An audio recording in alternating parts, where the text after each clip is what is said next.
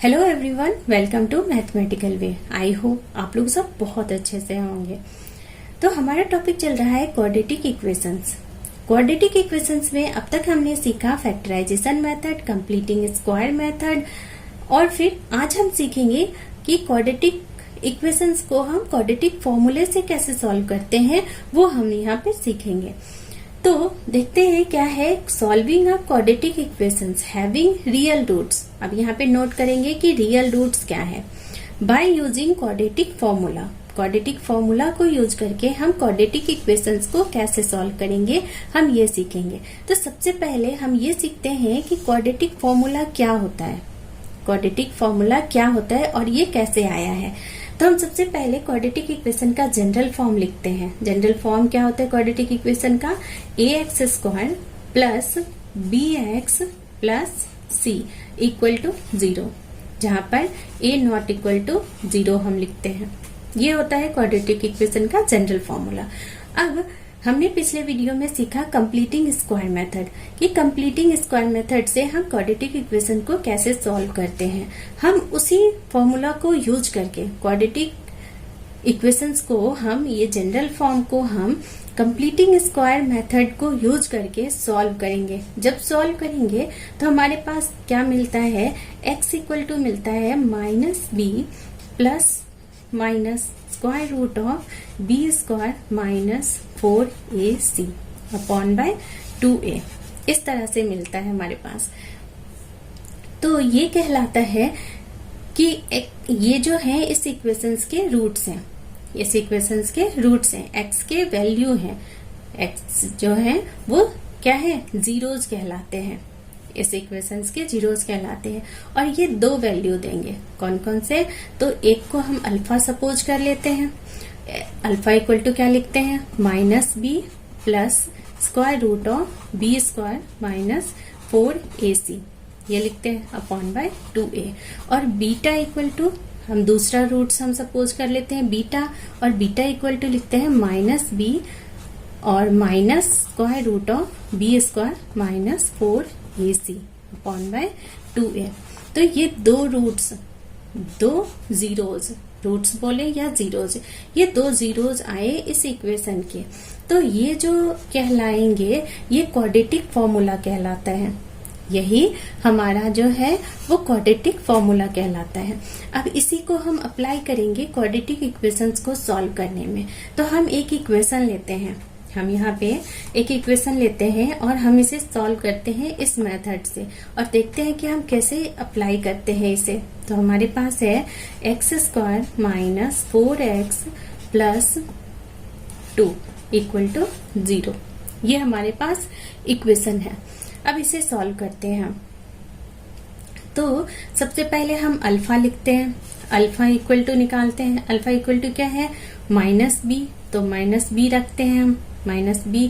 तो सबसे पहले हम क्या करते हैं यहाँ पे कि सबका वैल्यू डाल देते हैं, a equal to b equal to c equal to, जिससे कि हमें कंफ्यूजन ना हो कि कहाँ क्या पुट करना है। तो a इक्वल टू क्या है हमारे पास, यहाँ पे 1 है, कुछ नहीं है तो 1 है, और यहाँ पे b क्या है -4, और c हमारे पास क्या है 2 है। ये हमने यहाँ पे रख लिया।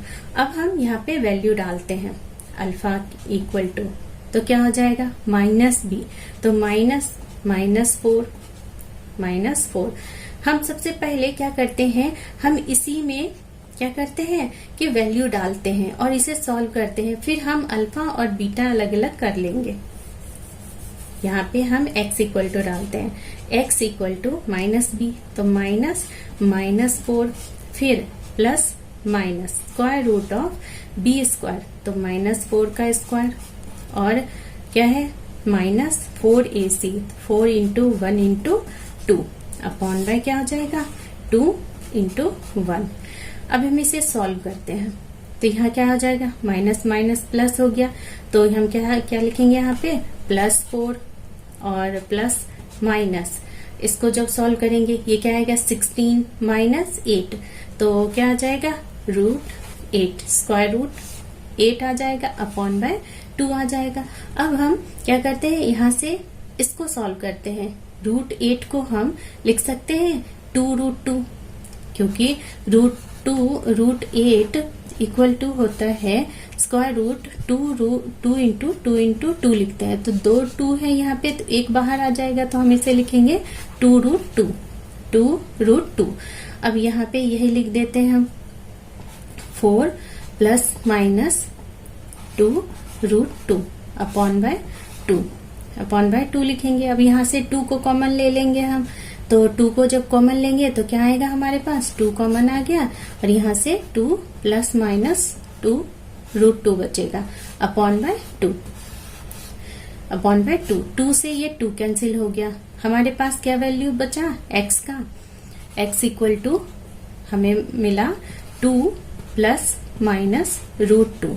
अब यहाँ से एक वैल्यू अल्फा आ जाएगा और एक वैल्यू बीटा आ जाएगा, तो अल्फा इक्वल टू क्या होगा, अल्फा इक्वल टू आ जाएगा 2 प्लस √2 और बीटा इक्वल टू क्या आ जाएगा 2 माइनस √2। ये 2 जीरोज आ गए। कैसे आ गए, क्वाड्रेटिक फॉर्मूला को सॉल्व करके। क्वाड्रेटिक फॉर्मूला से क्वाड्रेटिक इक्वेशंस को सॉल्व करके हमने 2 जीरोज निकाल लिया, 2 रूट्स निकाल लिया। आई होप समझ में आ गया होगा। अब हम देखते हैं नेचर ऑफ रूट्स। किसी भी क्वाड्रेटिक इक्वेशंस को जब हम सॉल्व करते हैं तो हमें x के वैल्यूज मिलते हैं। वो x के वैल्यूज कैसे होंगे उसको हम कहते हैं नेचर ऑफ रूट्स। और वो डिपेंड करते हैं इस वैल्यू पर, मतलब b² minus 4ac, b² minus 4ac। इसे बोलते हैं डिस्क्रिमिनांट।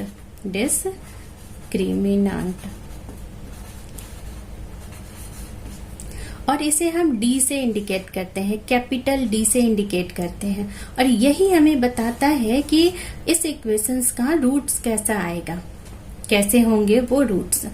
तो अब हम यहाँ पे देखते हैं कि जब हम इसको सॉल्व करेंगे तो हो सकता है जब हम इसे सॉल्व करें, इसे इंडिकेट करते हैं D से, तो D को जब हम सॉल्व करेंगे इसे, तो हो सकता है D का वैल्यू ग्रेटर देन 0 आए, या फिर हो सकता है D का वैल्यू इक्वल टू 0 आए, या फिर हो सकता है कि D का वैल्यू लेस देन 0 आ जाए। ये 3 कंडीशंस हमें मिलते हैं, अब हम देखते हैं कि जब D ग्रेटर देन 0 आएगा तो वो रूट्स कैसे होंगे, वो रूट्स रियल होंगे, 2 डिस्टिंक्ट रूट हमें मिलेंगे। और जब D इक्वल टू 0 आएगा तो हम कहेंगे कि इक्वल रूट्स मिलेंगे हमें। और D लेस देन 0 अगर आ जाए तो क्या होगा, नो रियल रूट्स मिलेंगे हमें, कि रियल रूट्स हमें नहीं मिलेंगे, कोई इमेजिनरी रूट्स होंगे, जिसे हम इमेजिनरी रूट्स के बारे में हम 11th क्लास में पढ़ते हैं। तो हम अभी ये दो पढ़ेंगे, इसको नहीं हम लेंगे, मगर हम इसे ध्यान रखेंगे कि जब ऐसा कंडीशन आ जाए तो उसके रियल रूट्स नहीं निकलेंगे और हम इस क्वाड्रेटिक इक्वेशन को फिर हम सॉल्व नहीं करेंगे। तो यहाँ पे देखते हैं कि रियल रूट्स का मतलब कि जो हमारे ग्रेटर देन 0 से होंगे उनको रियल रूट्स कहेंगे, मतलब कोई ना कोई हमें वैल्यू मिलेगा।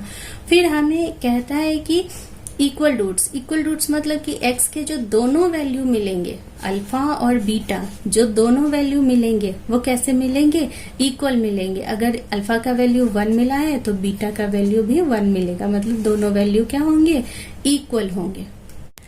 अब हम यहाँ पे देखते हैं कि एग्जाम में नेचर ऑफ रूट से रिलेटेड कैसे क्वेश्चन पूछे जाते हैं और हम किस तरह से सॉल्व करते हैं। तो हमारे पास क्वेश्चन है, find the value of k for which the given equation has real and equal